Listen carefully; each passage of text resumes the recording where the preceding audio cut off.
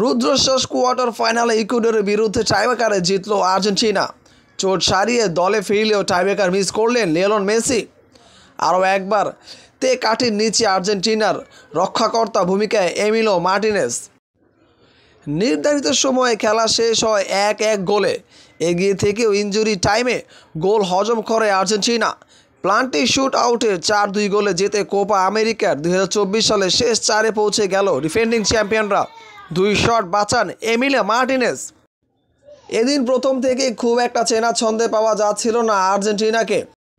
অনেক বেশি defensive football খেলে আর্জেন্টিনা। বল পজিশন বেশি রাখলেও সেভাবে দানা বাঁধছিল না আক্রমণ। দেখা যাচ্ছিল না আর্জেন্টিনার সেই চোখের শান্তির ফুটবল।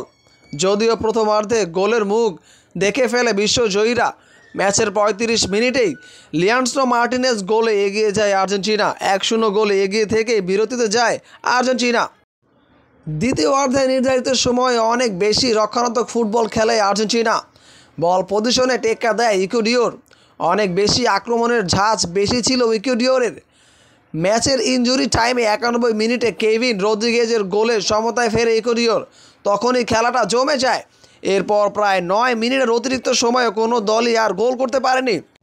এরপরে ম্যাচ গড়ায় টাইব্রেকারে। প্লান্টি শুট আউটে প্রথম শট নিতে আসেন লিওনেল মেসি। তার শট বারে লেগে প্রতিহত হয়। চিন্তার ভাঁজ পড়ে যায় আর্জেন্টিনার কপালে। তারপরে কিন্তু ইকুয়েডরের দুইটা শট রুখে দিয়েছে এমিলি মার্টিনেজ। আর্জেন্টিনার হয়ে প্লান্টিতে গোল করেন জুনিয়র ম্যাগ মন্টিল এবং নিকোলাস। গত কোপা ও বিশ্বকাপের পর ফের এবারও মার্টিনেজের হাত ধরে জয়ের মুখ দেখল বিশ্বজয়ী আর্জেন্টিনা। সেই সুবাদে তারা এবার কোপা আমেরিকার সেমিফাইনালে পৌঁছে গেছে।